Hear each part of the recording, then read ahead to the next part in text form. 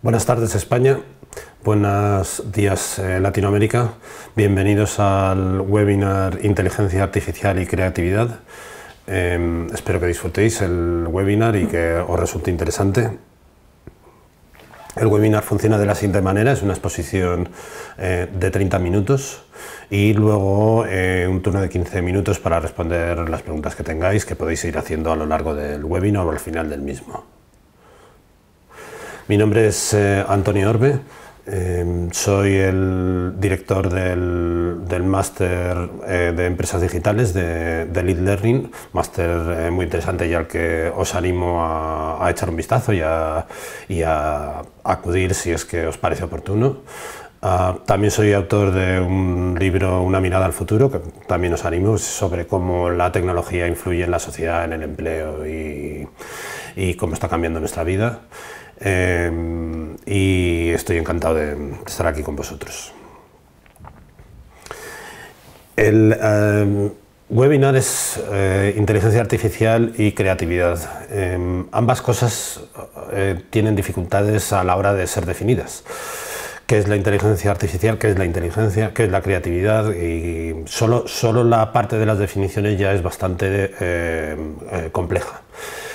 Por un lado. Por otro lado, parece como que inteligencia artificial justamente es lo opuesto a creatividad y en qué medida están relacionadas es como un poco lo que voy a tratar de desbrozar a lo largo del webinar.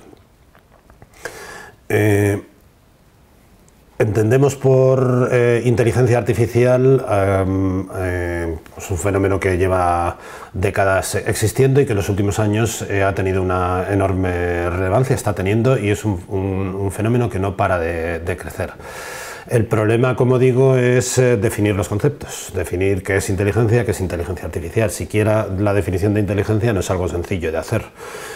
Por lo tanto, inteligencia artificial tiene la dificultad añadida de darle el aspecto de por qué lo que hacen las máquinas eso no es inteligente y en qué medida lo es de los humanos.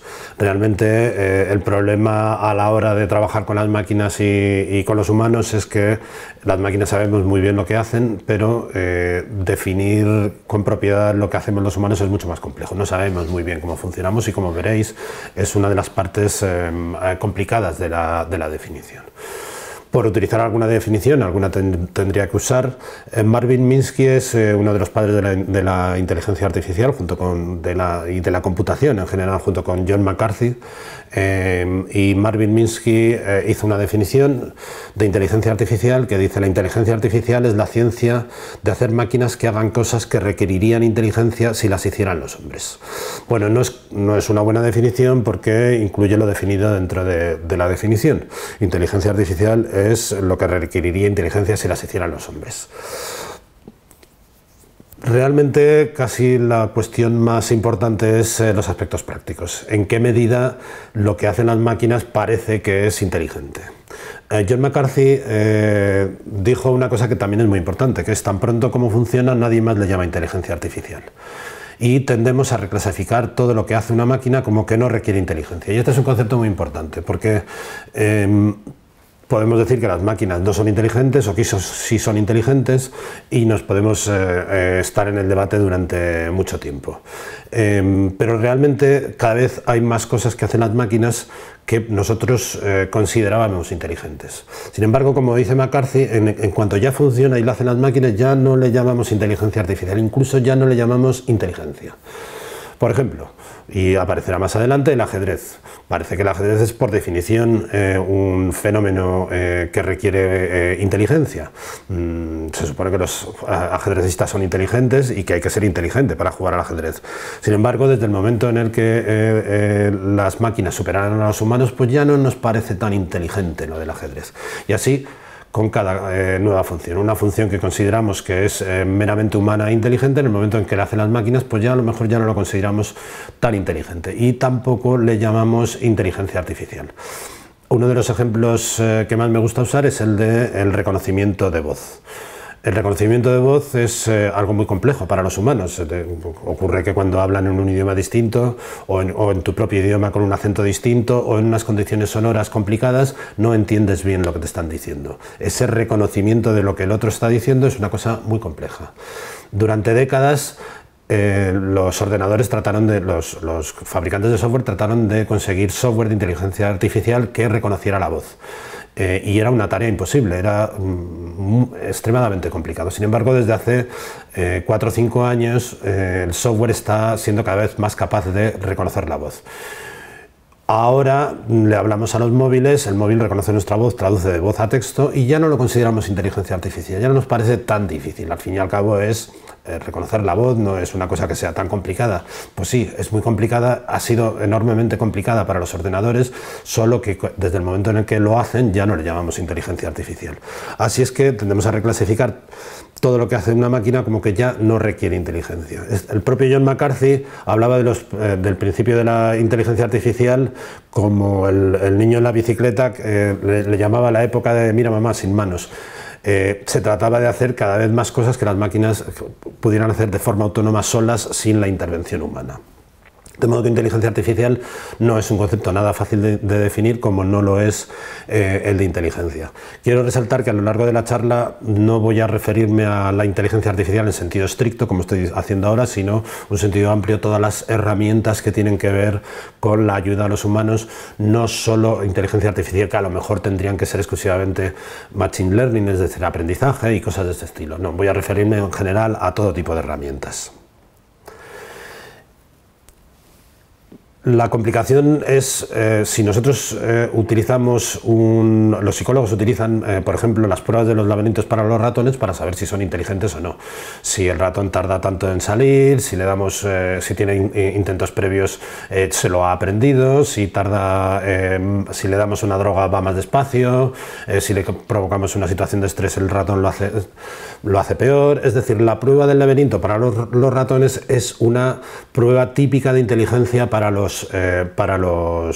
ratones y con la que medimos la inteligencia animal y en muy buena medida la inteligencia humana, porque sería en la misma situación salir de un laberinto para el humano. Bueno, pues resulta que ya el propio McCarthy hizo hace montones de años un dispositivo que era capaz de salir de un laberinto, de modo que si el ratón saliendo de un laberinto consideramos que está teniendo un comportamiento inteligente, ¿una máquina que sale de un laberinto tiene un comportamiento inteligente o no lo tiene? De nuevo es la misma dificultad. ¿Qué es inteligencia? ¿Qué estamos haciendo? ¿A qué llamamos inteligencia? ¿Y por qué si lo que hacen los animales o los humanos es inteligente cuando lo hacen las máquinas no lo es?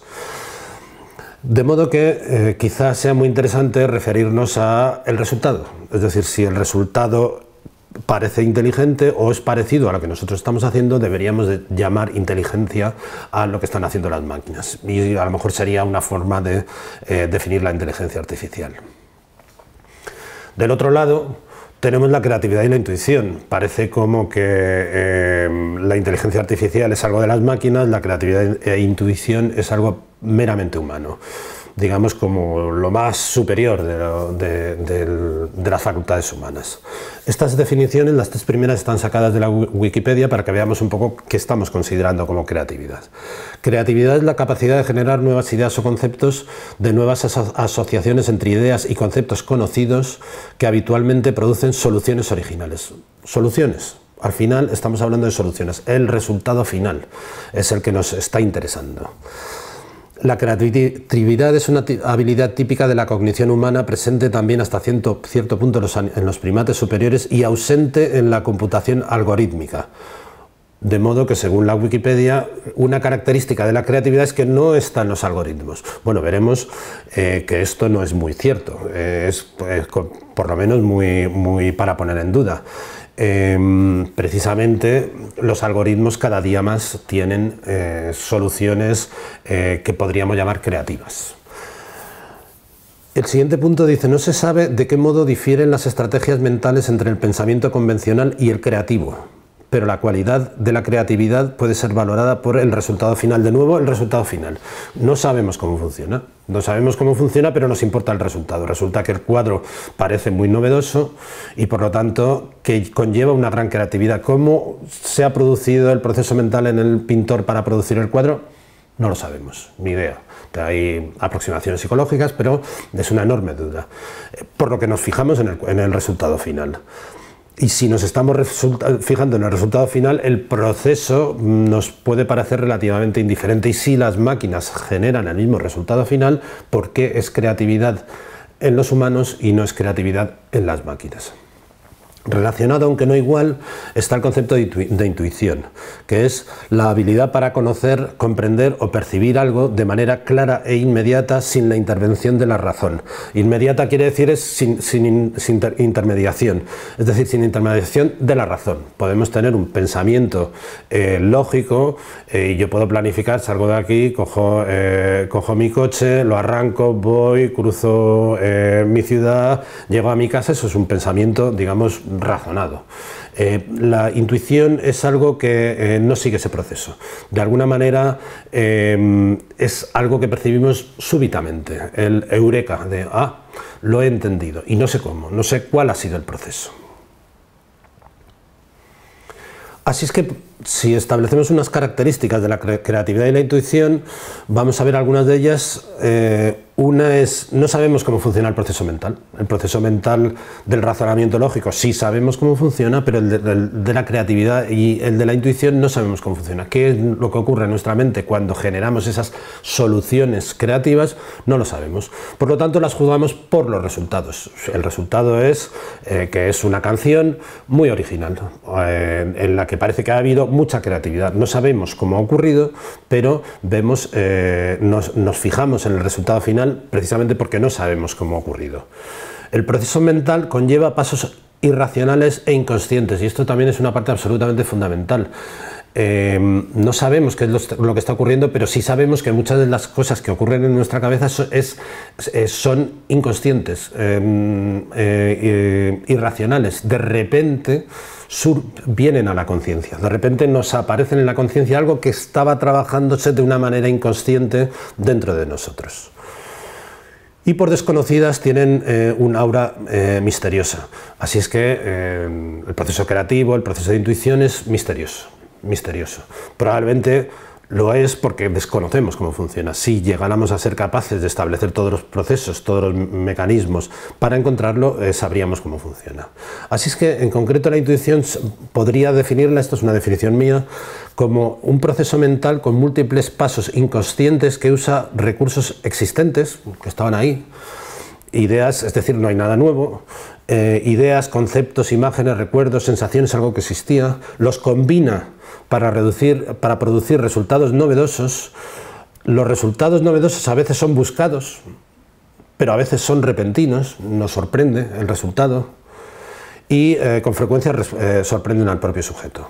De modo que básicamente en el proceso creativo encontramos un resultado final que es novedoso a través de un proceso que desconocemos y que seguramente utiliza muchos elementos que ya existían. Me he referido al ajedrez porque en muchos aspectos es sobresaliente. Ahora va a hacer 30 años ya que Kasparov...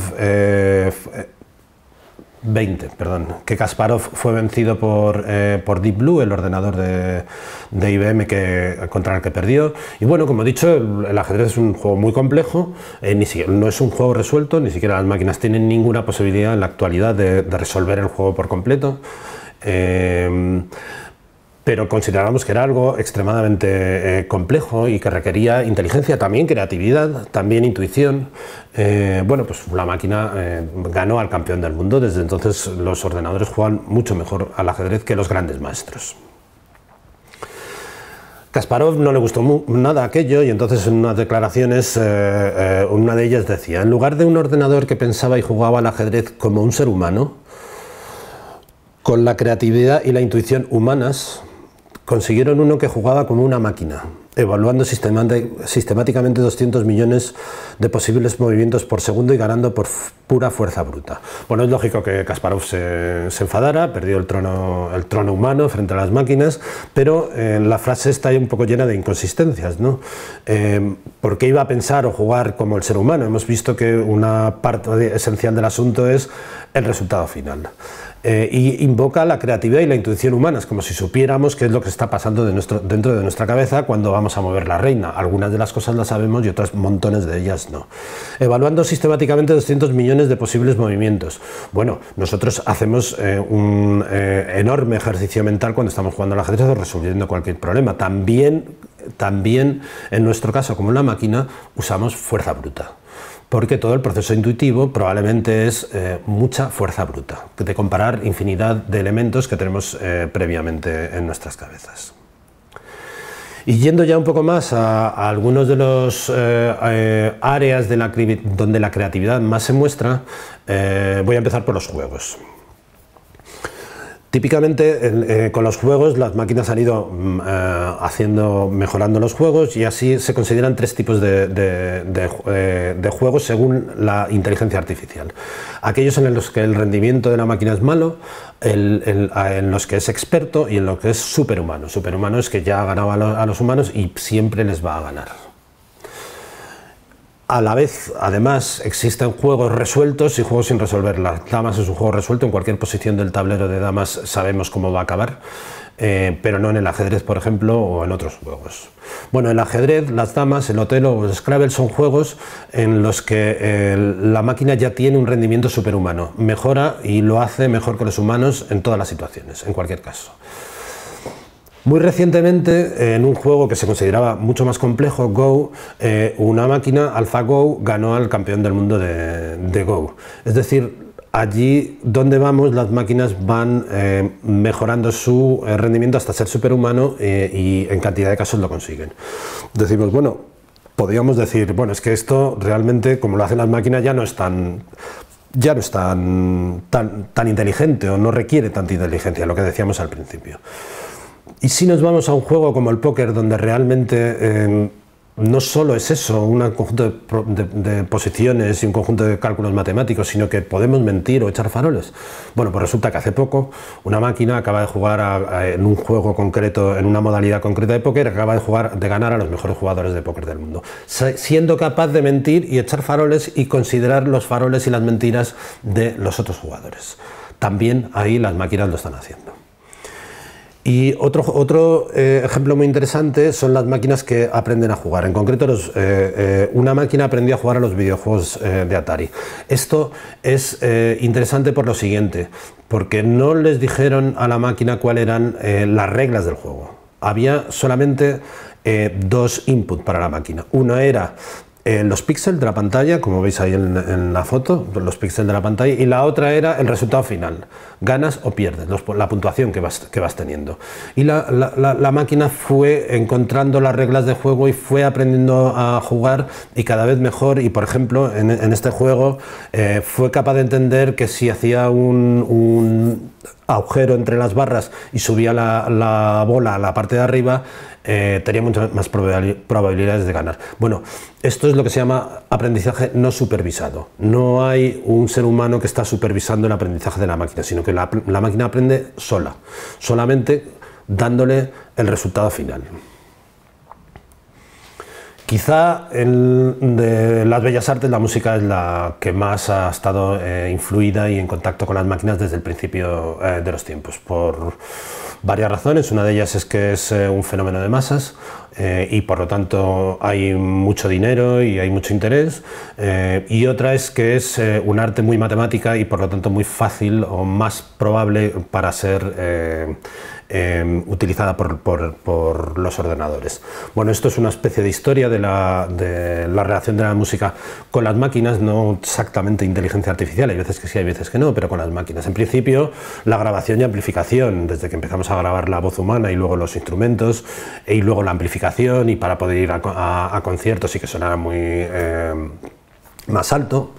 Después vinieron los instrumentos eléctricos, la guitarra eléctrica, el piano eléctrico, cantidad de instrumentos eléctricos, que ya hay una hibridación entre lo que es lo natural y lo artificial, los sintetizadores que sintetizan sonidos especiales, voces especiales, y son capaces de simular o el sonido de un violín, o el de una voz humana, o el de un bongo. El MIDI, que es una forma de coger todas las notas musicales y ponerlas en un pentagrama y entender el pentagrama y reproducir el pentagrama. El MIDI es extraordinariamente útil y la utilizan infinidad de programas y personas. Las cajas de ritmos, ahora mismo muchos de los programas tienen una caja de ritmos y el ritmo lo genera automáticamente la caja de ritmos, y montones de la música que escuchamos tienen detrás una caja de ritmos que está haciendo el ritmo, y tú le puedes decir que lo cambie de una u otra manera y la máquina va generando los nuevos ritmos, ¿no?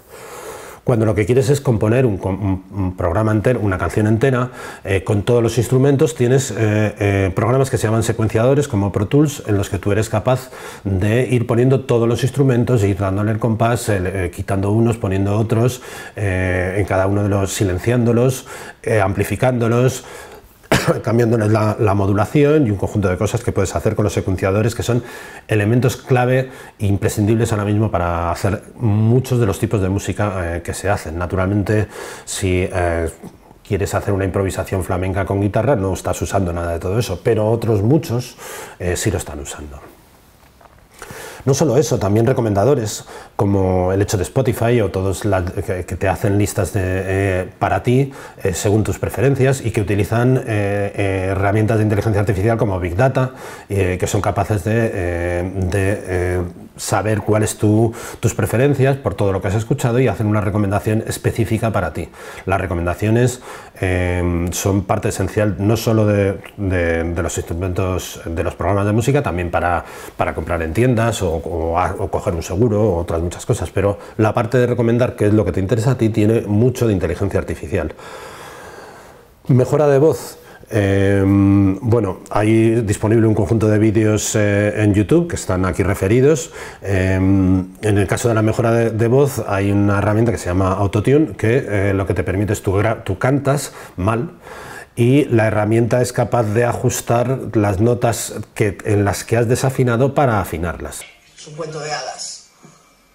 Enséñame a parar el tiempo, borrar lo que siento cuando estoy peor, a sentir que todo es perfecto, aunque no te tengo pasión.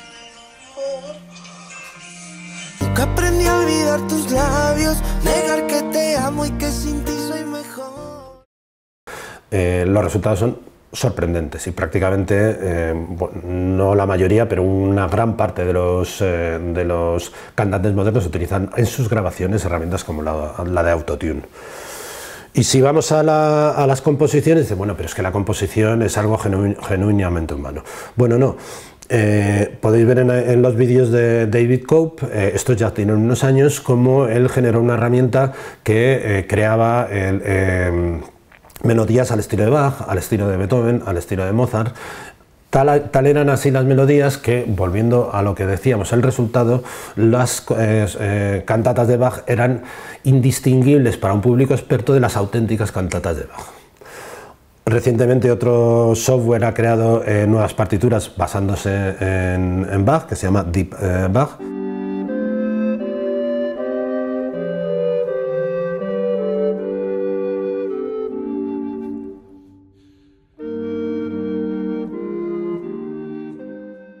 Sony acaba de crear su primera canción entera compuesta por una inteligencia artificial, Dadiscar, en la que todo el conjunto de toda la composición, toda la estructura está hecha por una inteligencia artificial.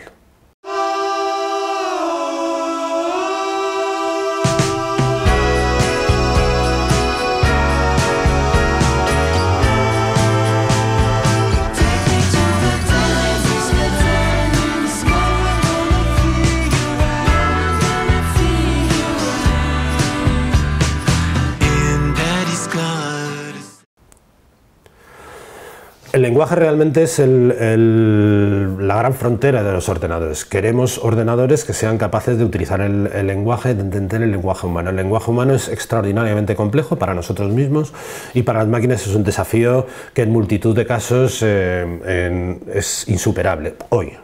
Sin embargo, está haciendo enormes progresos. También un poco por hacer historia, los procesadores de texto es una cosa que llevamos mucho tiempo usando, pero que suponen una mejora enorme a la hora de hacer redacciones. Ya prácticamente nadie escribe en máquina de escribir. Menciona el reconocimiento de voz, que tiene que ver con el lenguaje, reconocer la voz humana. Reconocer la voz me refiero a traducir de voz a texto. Bueno, pues ahora tienen un rendimiento humano y prácticamente superhumano. Empiezan a hacerlo mejor que nosotros. Por supuesto, en nuestro idioma. Naturalmente, si yo un reconocimiento de voz es capaz de reconocer cualquier idioma. En ese sentido es superhumano. Los correctores automáticos que van haciendo todo tipo de correcciones de acuerdo a reglas lingüísticas, el teclado predictivo que parece una tontería, pero que hace una predicción de qué es lo que yo voy a escribir y me ayuda mucho a la hora de escribir. Los traductores que están utilizando instrumentos de inteligencia artificial como las redes neuronales están mejorando enormemente. De nuevo, los traductores serán peores o mejores que un humano. Cuando decimos rendimiento superhumano nos estamos refiriendo al mejor de los humanos. No tienen el nivel del mejor de los humanos, pero sí, desde luego tienen un nivel mejor que yo en inglés y por supuesto mejor que yo en mandarín, que soy un completo desconocedor. Más aún están haciendo cosas cada vez más sorprendentes, como el reconocimiento de estilo. Rowling, la de Harry Potter, escribió una novela de Cuckoo's Calling y la escribió diciendo: bueno, yo voy a escribir esta novela sin que nadie sepa que soy la de Harry Potter, a ver si tiene o no tiene éxito. Bueno, no tuvo mucho éxito hasta que se supo que era suya y entonces sí lo tuvo. Pero un software de reconocimiento de estilo, pasando por la novela, fue capaz de reconocer que el estilo era el mismo que la de la escritora de Harry Potter por infinidad de detalles que estaban en el texto, y fue capaz de predecir que era un texto de Rowling. Más aún, todavía existen herramientas de lenguaje, de generación de lenguaje natural. En concreto hay una empresa española que se llama Narrativa, una empresa americana que se llama Narrative Science, y son capaces de generar textos sencillos que permiten que sobre determinados conjuntos de datos. Típicamente han empezado a usarse para redactar noticias breves respecto de asuntos que nadie escribiría sobre ellos. Por ejemplo, la cantidad de ligas americanas, este ejemplo concreto es la cantidad de ligas americanas escolares que hay, en la que se publican los resultados pero nadie escribe nada.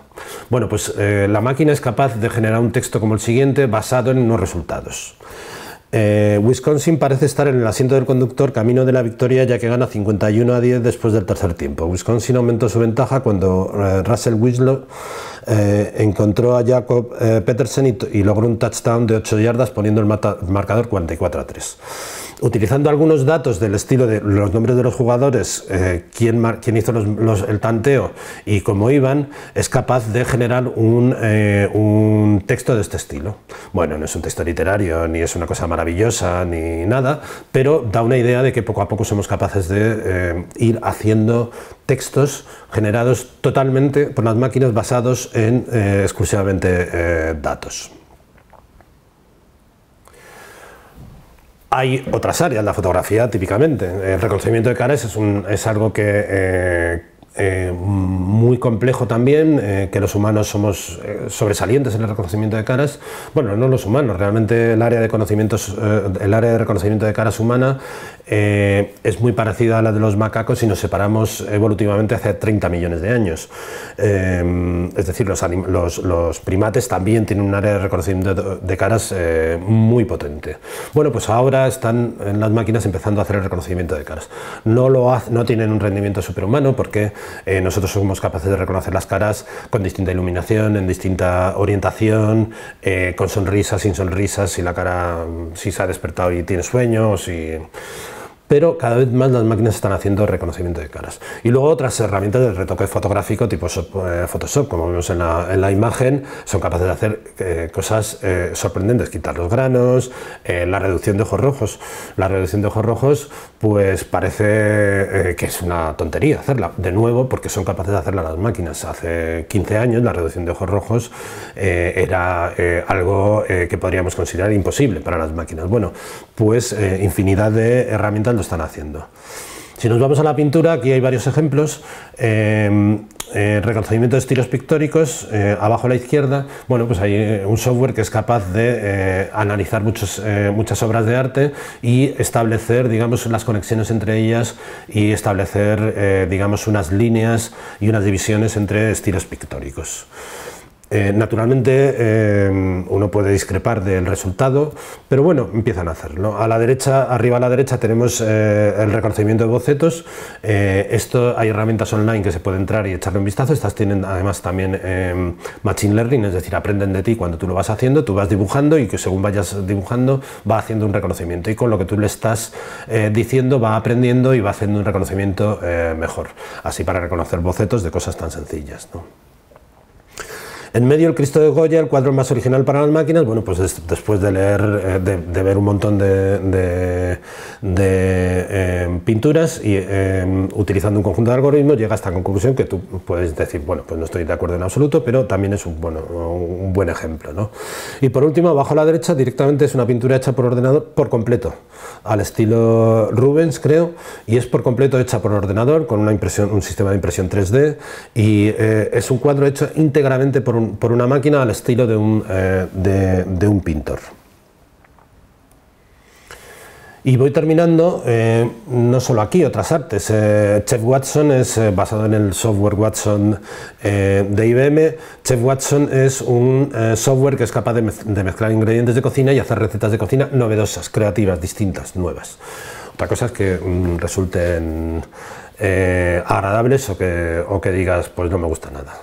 Arquitectura apoyada por inteligencia artificial, las máquinas de impresión 3D, que están empezando a hacer todo tipo de objetos y que pueden considerarse como esculturas o objetos decorativos o por ejemplo pinturas o multitud de objetos que están utilizando inteligencia artificial más impresión 3D. Y por supuesto el cine, donde los efectos especiales son completamente revolucionarios y sorprendentes para todos. Y para concluir, diría que las herramientas automáticas, llámense o no inteligencia artificial, se introducen con fuerza en el ámbito de la creatividad, antes reservada en exclusiva a los seres humanos, y nos ayudan en la producción creativa. Y ahora abrimos el turno de preguntas, esperamos un momentito y a continuación respondo las preguntas que pueda haber. Hola, pues tenemos algunas preguntas, vamos a ver qué os parecen. ¿Crees que las máquinas llegarán a ser creativas? Bueno, pues es un poco lo que venía hablando. Realmente sí, pueden aportar soluciones creativas. Que eso sea o no sea creatividad es un poco lo que hemos estado viendo de si el proceso lo consideramos o no lo consideramos creativo. Pero si una máquina es capaz de de pintar un cuadro como el que hemos visto o de componer una canción, deberíamos de llegar a la conclusión de que sí, son creativas. Las máquinas, inteligencia artificial, son la suma de algoritmos y fórmulas matemáticas que hemos desarrollado los humanos. ¿Crees que la inteligencia artificial será capaz de desarrollar sus propias fórmulas y actuar al margen de los algoritmos preestablecidos? No, de momento no. Esta es una pregunta interesante y es una pregunta un poco recurrente, es decir, ¿llegarán a ser las máquinas tan autónomas como para ser capaces de crearse a sí mismas o modificar sus algoritmos? Bueno, hay muchos ejemplos de intentos que se están haciendo, pero no, de momento no hay ninguna posibilidad. Las máquinas hacen lo que les decimos que hagamos exclusivamente, no se reprograman, no reformulan sus propios algoritmos, no los modifican. Lo que ocurre es que en lugar de de hacer programación como veníamos haciendo ahora, completamente lineal, utilizamos una programación mucho más estadística con redes neuronales que es capaz de dar resultados que nosotros no sabíamos que iban a dar o que no esperamos o que son sorprendentes. Pero eso no significa que estén rehaciendo, recalculando sus propios algoritmos. De modo que de momento no en un horizonte próximo no va a haber ninguna software o posibilidad de que las máquinas se hagan a sí mismas, se construyan a sí mismas, se modifiquen. No, aprenden dentro de del ámbito que les hemos dicho que aprendan y nada más, no salen de ahí. Dicho de otra manera, una máquina que juega al ajedrez no va a jugar a las damas. Tienes que decirle que hay un juego de las damas y entonces jugar a las damas y construir una para ella, ¿no? Más preguntas. Un ejemplo de la aplicación a marketing y en concreto a clientes. Pues no lo sé, la verdad es que no tenía previsto. Seguro que hay herramientas que están más rudimentarias o más avanzadas para el tratamiento de clientes, pero en concreto no tengo, y que será sencillo encontrar lo que exista a través de la web, pero no, de momento no te puedo decir, no sé en concreto ninguna. Hola Antonio, enhorabuena por el webinar, gracias. ¿Dónde ves más crecimiento para la inteligencia artificial? ¿En las profesiones creativas o en la toma de decisiones directivas en las empresas? Bueno, es interesante la pregunta. En las dos, realmente en las dos. Las máquinas están hechas originalmente para la toma de decisiones en las empresas, es decir, las máquinas están hechas, los ordenadores se han hecho para las empresas, para la contabilidad, después para la toma de decisiones, y en ese sentido hay infinidad de herramientas para la toma de decisiones dentro de las empresas, multitud de ellas, de Big Data o analítica en general o multitud de ellas. Luego en el campo de la dirección de empresas, por supuesto, es enormemente fértil para las herramientas. Pero también más tarde llegó la parte de la creatividad, pero como veis con todo el software de música, realmente ahora son prácticamente todos los estudios trabajan con herramientas de creación basadas en inteligencia artificial, o sea que también en la creatividad están entrando con mucha fuerza. Y si veis algunas de las, y diréis, bueno, pues que a lo mejor no tienen tanto impacto, no, porque si vamos a algunos de los mundos como el cine o la música, que son de masas y que generan una cantidad gigantesca de dinero, pues sí, tienen una potencia enorme. Imaginaros todo lo que es el cine, si le quitas la ayuda de los ordenadores, se queda en nada. Prácticamente en nada, se queda no en nada, y todavía puedes hacer una película que sea un monólogo, alguien hablando por sí mismo en un escenario y ya está, pero la abrumadora mayoría de películas tienen cantidades ingentes de inteligencia artificial. ¿Crees que la inteligencia artificial puede llegar a terminar con profesiones creativas como los compositores de canciones? No, pero va a ser una competencia, y muy razonablemente hay que adaptarse. Eso no significa que un compositor de canciones no pueda componer canciones maravillosas y lo siga haciendo, pero alguien que no sepa mucho de componer canciones puede utilizar las herramientas de inteligencia artificial para componer canciones relativamente solventes. Luego, la competencia de las máquinas ha venido muy fuerte en manos de digamos, otros compositores que a lo mejor utilizan todos estos recursos. Y bueno, no hay más preguntas. Ha sido un placer. Tenéis disponible el webinar en el canal de Lead Learning de YouTube. Veis también los másters que están disponibles en Lead Learning, y os animo a entrar, modificar y analizar más, y espero veros en otra ocasión.